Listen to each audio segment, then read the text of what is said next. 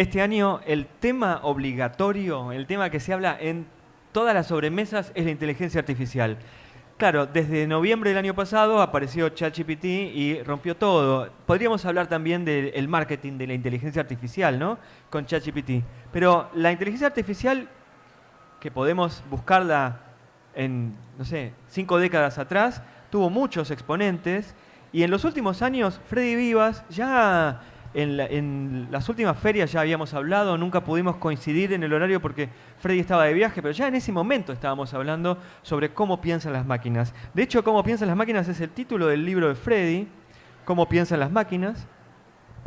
Un libro que aborda la inteligencia artificial mucho antes de que ChatGPT hiciera irrupción en escena. Ahora, bueno, nos vamos a dar por fin el gusto de hablar con Freddy en este ciclo que TICMAS organiza con la Universidad de San Andrés.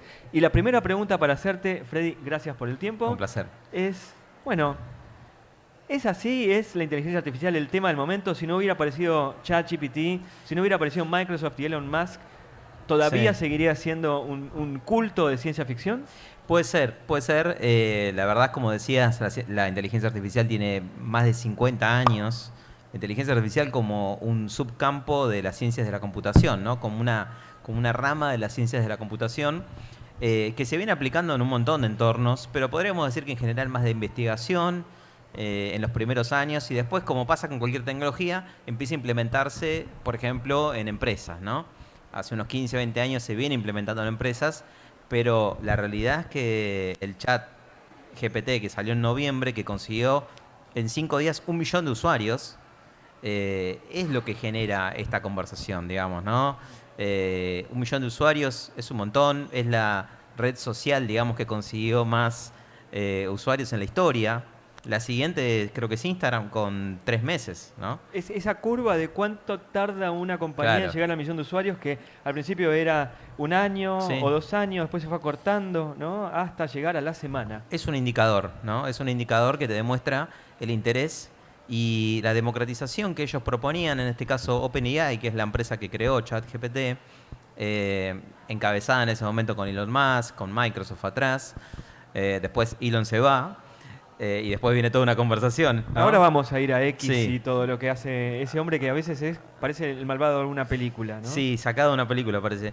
Pero la cuestión es que esta herramienta creada por OpenAI viene de inteligencia artificial abierta, justamente. Ellos quieren democratizar el acceso. Después se volvió no tan abierta. Ya cuando te empiezan a cobrar por un servicio, podríamos decir que están cambiando un poco el propósito que tienen como empresa. Pero sí lo que podemos asegurar es que la democratización, esto de que cualquier persona, cualquier usuario pueda entrar hoy gratis a usar una herramienta con inteligencia artificial, eso es novedoso. Nunca cualquier persona pudo acceder a una herramienta e interactuar con la inteligencia artificial. Digamos, en mi caso, que hace 12 años más o menos trabajo en esto, lo veíamos, lo desarrollamos, pero no es lo mismo. Acá estamos hablando de plataformas con capacidades tremendamente poderosas puestas en la mano de millones de personas al mismo tiempo, ¿no? Hay un tema que tiene que ver con la inteligencia artificial que a mí me alucina. Tipo, la palabra además es una palabra de cuando la inteligencia artificial da cualquiera, Sí. se dice que se alucina, ¿no? Alucinaciones, sí. Pero a mí me alucina esto. El programador, el tipo que aprendió a programar, nosotros cuando aprendimos a programar, aprendíamos a escribir el código. Sí. Y si bien es cierto que siempre está el fantasma en la máquina, como esa idea, el código uno tiene control del código. Sí.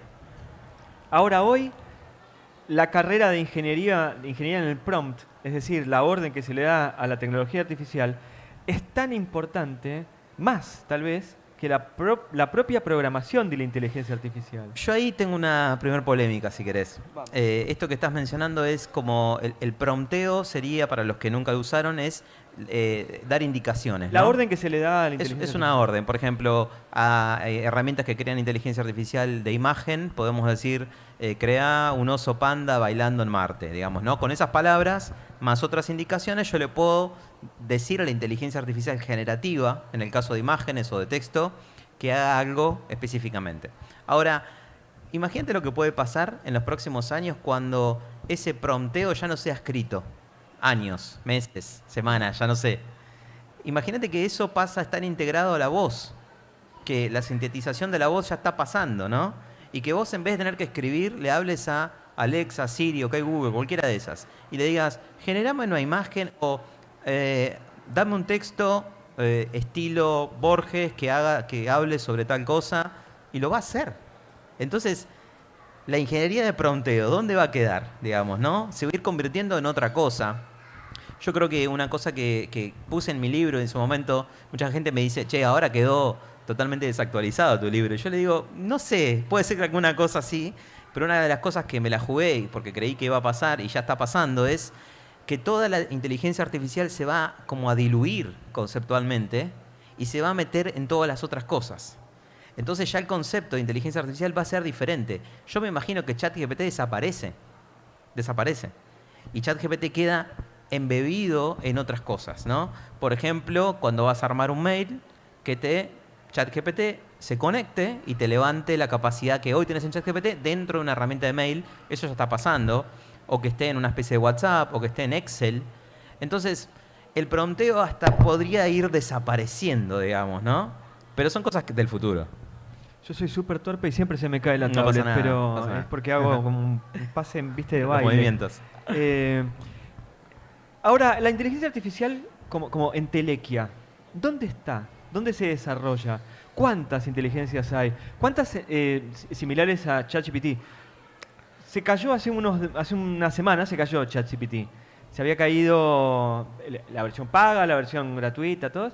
Y muchas otras también, que eran como subproductos que uno no se había dado cuenta que consumían el mismo servicio. Entonces, ¿qué es? ¿Dónde está? ¿Cómo se estudia?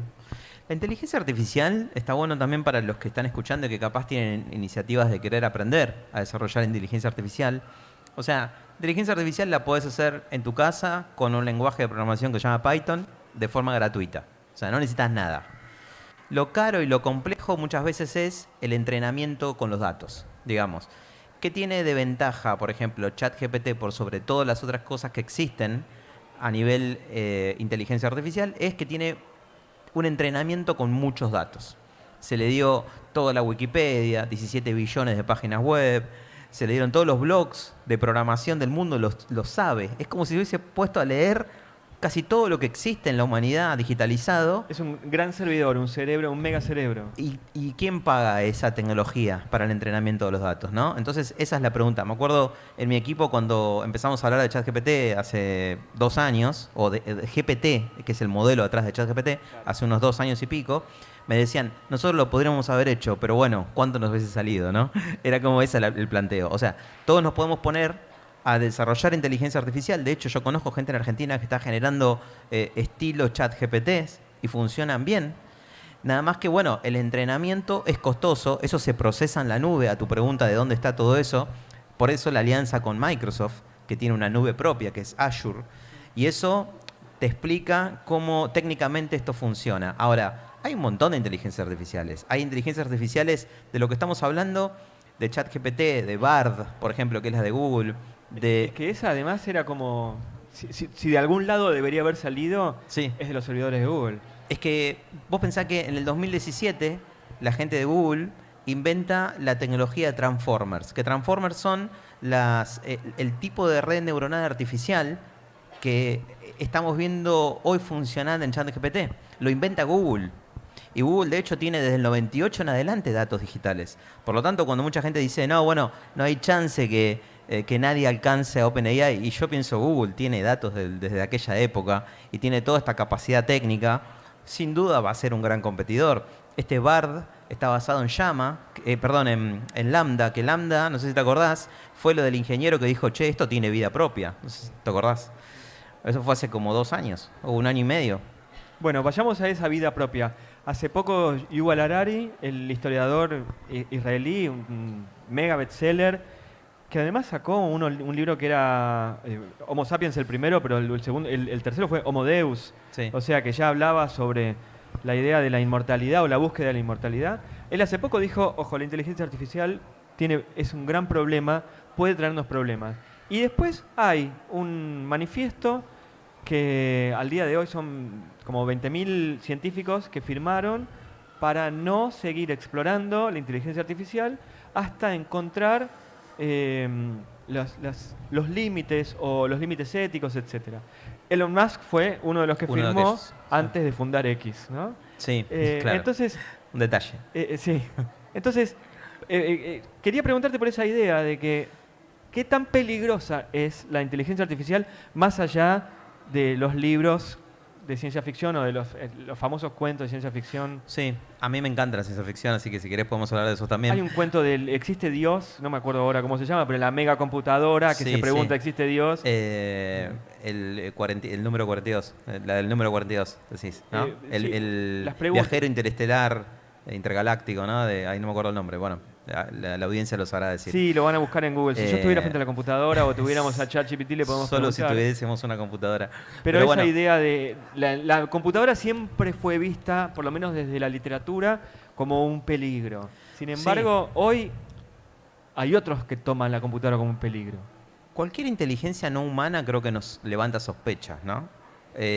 Pasa con la inteligencia extraterrestre, digamos, también, ¿no? Como que nos levanta ese miedo, o quizás nosotros creemos que la inteligencia es solo patrimonio humano. Entonces cualquier cosa que tiene inteligencia o que simula algún tipo de inteligencia, nos da como esa sensación. Hay que también ser cautos en esto, hay que decir que la inteligencia artificial no es una inteligencia que pueda sentir emociones, que pueda tener algo parecido a una conciencia, aunque no sabemos bien qué es la conciencia, es lo que todo el mundo dice. Porque, por ejemplo, a veces uno usa conceptos como el aprendizaje, yo mismo con el pensar, que son conceptos de la humanidad, digamos, ¿no? Uno lo utiliza para simplificar, pero las máquinas no piensan, no aprenden. Hacen cosas similares, entienden el entorno. Yo podría tener acá una máquina con cámaras, con micrófonos, con sensores, y podría tomar toda esa data para simular algún tipo de inteligencia, que en realidad justamente es una simulación, ¿no? Pero esto puede ser confuso para muchas personas. Yo ahora lo aclaro más. Antes me parecía como una obviedad, pero ahora creo que es necesario aclararlo, porque, claro, tenés una conversación con una máquina que parecería ser un humano, que pasa el famoso test de Turing, ese test que de alguna forma Alan Turing hace más de 50 años creó, ¿no? Este sistema de evaluación para saber si estás interactuando con una máquina o con un humano. Antes nos parecía imposible. Esa carta, yo la leí y estuve bastante atento al tema.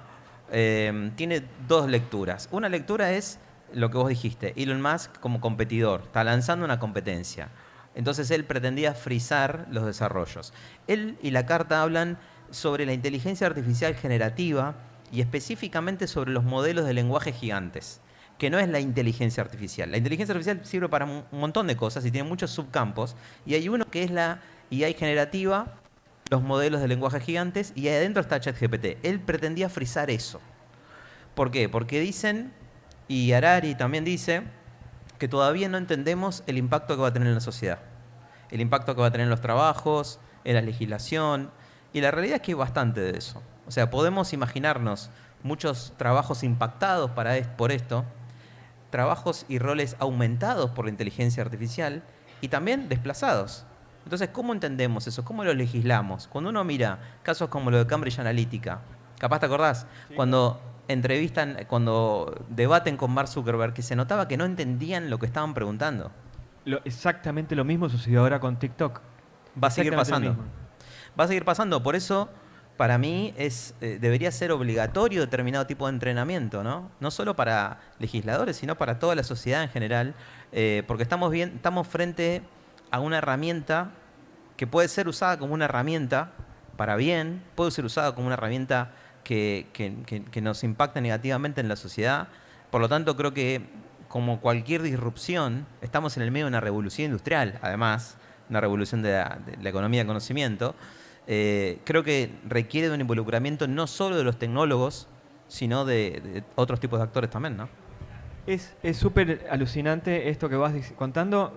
Me quedé colgado con esa idea de los senadores de Estados Unidos hablándole a Zuckerberg y todos caían en el mismo estereotipo. Tal vez necesitamos un conjunto de nerds vengan a explicarnos, decían. Y la idea de que un senador hable de un nerd en lugar de un técnico o un especialista también es grave. Sí, sí, sí. Y de hecho, me pasa, por ejemplo, en mi empresa, se llama Rocking Data, tiene perfiles diferentes. Tenemos desde filósofos que desarrollan este tipo de iniciativas pensando cómo impactar, pensando cómo disminuir los sesgos que tiene una herramienta como la inteligencia artificial. Pero también necesitamos gente que sepa del mundo de las leyes, que entienda todo esto. Necesitamos gente de la política, gente de la psicología, porque hoy vemos aplicaciones a todo tipo de industria. O sea, yo conozco universidades que están utilizando la inteligencia artificial para ayudar a las personas desde un punto de vista psicológico, ¿no? Entonces, ¿cómo hacemos para que todas esas herramientas sean bien canalizadas? Y bueno, creo que es uno de los grandes desafíos que se está planteando. En la carta de alguna forma buscan eso. Quizás no llegó a ser tan desarrollado como concepto, pero de fondo está esa conversación. Un par de preguntas más te hago. Por ahí te hago más de un par, porque Dale, la la conversación está Estamos bien. buenísima. ¿Qué es X de Elon Musk? Bueno, ellos, hay que decir, yo vi los videos donde Elon Musk habla de esto de frenar la inteligencia artificial y en realidad al rato que empezás a ver el video, él dice, la inteligencia artificial tiene un montón de usos buenos. De hecho, yo en Tesla uso inteligencia artificial. Entonces, cuando uno lee Elon Musk frenar la inteligencia artificial, está claro que no puede ser así esa lectura porque él tiene una empresa que hace autos que se manejan con inteligencia artificial. Nunca podría decir eso, digamos, ¿no? Por más que lo piense, ¿no? Sería una locura que lo diga. Él lo que está planteando es cómo hacemos, por ejemplo, en Twitter él quiere meter inteligencia artificial, ¿no? Ya lo está haciendo, de hecho. Él lo que está buscando con esta empresa es crear desarrollos éticamente responsables, ¿no? Ojo el Respecto fallido, Ojo el fallido ahí. Sí, éticamente y responsablemente hechos, que la realidad es que no hay mucha materia escrita sobre el tema. Lo único que hay sobre crear inteligencia artificial ética y responsable es un tratado, un marco de trabajo que hizo la UNESCO hace un año. No es una cosa que tenga 20 años, ¿no? Y es un estudio que hicieron en 150 países durante 2 años, viendo cuáles eran las buenas prácticas de implementación de inteligencia artificial. Y la realidad es que antes de eso vos creabas un proyecto de inteligencia artificial y tenías que vos imaginarte cuáles eran las cuestiones que tenías que prestar atención. No sé, hacías una app que usa inteligencia artificial, por ejemplo, para, qué sé yo, transferir dinero, ¿no? Le pongo la cara, me reconoce la cara, me dice, che, envía dinero, le pones que sí, pero mi voz, ¿la va a entender si soy disléxico? Si soy una persona anciana, ¿la va a interpretar? ¿Va a incluir a todo el universo de la sociedad que va a usar esa aplicación? Bueno, son todos debates nuevos que son importantes tenerlos, ¿no? Cuando uno piensa en la burocracia, por ejemplo, si yo me sentara a pensar ahora en un modelo de país burocrático, la burocracia es como un monstruo que se alimenta a sí mismo. Y de repente te encontrás que Microsoft o Google te presenta cómo la inteligencia artificial que están desarrollando puede responder correos, a partir de un texto armar un resumen y a partir de ese resumen armar una presentación. Y no solo armar una presentación, sino que darle un formato acorde al texto que está dentro. Y yo digo, pará, esto no va a ser que de repente la inteligencia artificial lo que sea es un diálogo entre robots mientras yo estoy sentado en mi casa. Sería una locura. Yo creo que el concepto de robot, ¿no? Uno tiende a pensar en un robot como un ser físico tipo un Terminator. La realidad es que hoy el mundo está lleno de robots. Está lleno. Cuando vos estás comprando algo en la calle y transferís dinero a otra cuenta, hay un robot haciendo eso. Antes tardabas, no sé, un día entero en que un sistema procese la data, ahora hay un robot haciéndolo en tiempo real. Entonces está lleno de robots. El mismo robot que te recomienda una película cuando estás mirando una plataforma de contenido, o el robot que te ayuda a llegar a tu casa con la aplicación tipo Maps o Waze. Esos robots que no se ven, que están digitalizados, son los robots de inteligencia artificial de los cuales estamos hablando. Ahora, hace poco escuchaba en el lanzamiento de un libro de Diego Pereira, que creo que estuvo por acá. Estuvo el viernes, estuvo aquí con la medicina del futuro. Sí, es un amigo que es un tecnólogo. Él siempre dice, yo tendría que haber estudiado ingeniería. Y yo le digo, no, vos estás bien ahí, quédate ahí.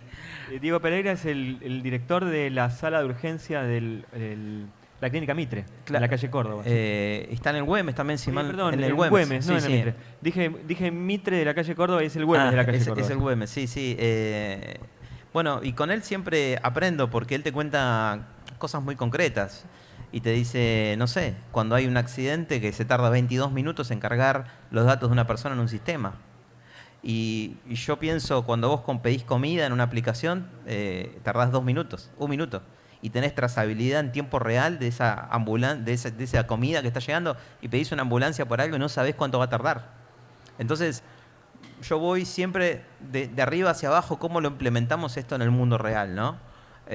Con Diego hicimos un proyecto muy interesante hace 2 años. El de los drones. ¿El de? El de los drones. No, hicimos otro con él, que es un modelo predictivo para predecir casos de COVID en claro, un sanatorio. él nos lo contó, lo hicieron con lo vos y contó. con Walter Sosa Escudero. Sí, bueno, con Walter trabajamos. El modelo predictivo lo que hace es anticiparse a predecir cuántos casos de COVID pueden ingresar, que podría ser de dengue o cualquier otra patología.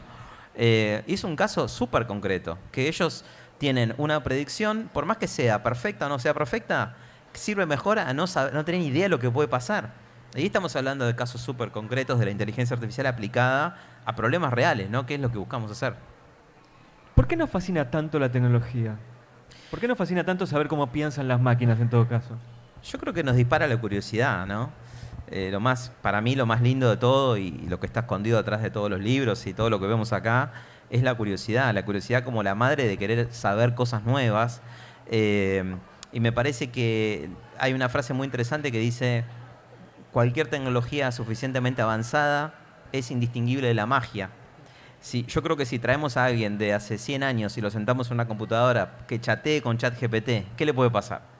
Se desmaya, no lo puede creer, te dice, no, ¿dónde están las personas acá atrás de esto? No te van a creer que hay una máquina procesando todo eso, encima que es una máquina que no entiende lo que te está diciendo. Porque si ChatGPT te dice, quiero ir a mi casa, a mi hogar, no sabe qué es un hogar, no tuvo un hogar ChatGPT. Entiende la estructura de los textos y te da algo que tiene sentido y tiene mucho sentido. Entonces yo creo que todo eso es muy interesante porque nos ayuda a perder el miedo. Cuando vos conocés cómo funciona algo, le perdés el miedo. Y en un mundo donde vamos a convivir cada vez más con inteligencia artificial, con procesamiento de datos, con máquinas que no sabemos si son máquinas o humanos, lo más lindo que nos puede pasar es que nos acerquemos todos, ¿no? Y que también descubramos cuáles son los casos de aplicación que nos mejoran la vida. Estamos en un espacio educativo y la educación y la tecnología son un tema que, bueno, siempre estuvieron de la mano porque al final el pizarrón es tecnología, pero la educación y la tecnología son un tema que están ahí, bien presente. ¿Cómo es tu relación con los estudiantes cuando empiezan a hablar de tecnología? Está bien que estás en la Universidad de San Andrés, son estudiantes grandes, pero igual esa cosa de admiración y magia debe estar ahí también presente. Sí, sí. Es un debate muy lindo. Nosotros lo tenemos internamente con los profes también de la universidad. Hemos tenido varias reuniones este año ya de, no sé, de ChatGPT, cómo funciona, cómo lo podemos usar como una herramienta, cómo lo van a usar los alumnos, ¿no? Cómo entendemos si alguien lo está utilizando para generar un contenido. A mí me pasa que ya por mi edad tuve alumnos que usaron para hacer sus trabajos, usaron Encarta, usaron Wikipedia, usaron Google. Y creo que hay que tenerle un respeto a la tecnología en ese sentido. En su momento yo me acuerdo cuando salió Wikipedia que mucha gente decía, no, el conocimiento no va a estar en Wikipedia, va a estar en los libros. Y ahora ya no hay discusión, digamos, ¿no? Estaba el uso como escondido, ¿no? Los periodistas entrábamos a Wikipedia, pero Sí. sin decir que entrábamos Claro. a Wikipedia. Porque por ahí Lo culposo. no podíamos confiar en la fuente. Y además, también hay que entender el desarrollo exponencial de estas tecnologías, ¿no? Las tecnologías como ChatGPT, inteligencia artificial, se desarrolla a un nivel mucho más rápido que lo lineal. Un auto y la industria automotriz se desarrolla linealmente. Los motores son muy parecidos hace 30, 40 años. En lo digital y con la inteligencia artificial se desarrolla mucho más rápido. Entonces, hoy podemos decir ChatGPT, bueno, tiene alucinaciones, le erra con cálculos. Yo vi ejemplos de que le erran con multiplicaciones básicas, le erra con fechas, te recomienda libros que no existen. Entonces vos decís, bueno, primero que me pregunto, ¿qué te da más miedo? ¿Que la IA sea perfecta o que tenga errores? ¿No? Si es perfecta vamos a tener otros miedos seguramente. Pero digo, hay una evolución de esas tecnologías, hay otras herramientas como Perplexity, por ejemplo, que Perplexity lo usás para tipo ChatGPT y además te dice las fuentes donde saca lo que te está diciendo. Y te muestra las fuentes y vos decís, esta fuente, no sé, una revista no me interesa, eliminala. Y te genera de vuelta la respuesta sin esa fuente. Entonces es como una herramienta paralela que se puede utilizar y probar. Hoy en la educación yo veo un uso que podría ser buenísimo de tenerlo como si fuese un alumno más en un aula, ¿no? No sé, poner una silla con el loguito de ChatGPT, preguntarle a ChatGPT por qué vamos a estudiar tal tema la semana que viene, interactuemos, ¿no? No lo veo como una fuente única de verdad. Si lo usamos así, como una fuente única de verdad, irrefutable, que sabe más que el profesor, que es más importante que un alumno, es un error. Es una herramienta más que yo la incorporaría. Ya no hay manera de rechazar esto. Un error sería como pasó en su momento de no usemos el celular, no usemos la calculadora. Eso lo veo como un error. El proceso de aprendizaje, obviamente, el error, la investigación es muy rico, pero también es rico entender qué se está usando afuera del mundo de una escuela, de una universidad. Hoy afuera del mundo usás inteligencia artificial. Freddy Vivas, que viene en el marco del ciclo de la Universidad de San Andrés. Un placer haber tenido esta conversación, que nos la Igualmente. debíamos, por suerte la Sí, pudimos tener. gracias. Vuelvo a mostrar a cámara tu libro, Cómo piensan las máquinas, un libro que salió por Galerna hace un par de años, pero que sigue siendo actual. Y quiero agradecerte en nombre de todos este tiempo que nos diste. Un placer, gracias a ustedes.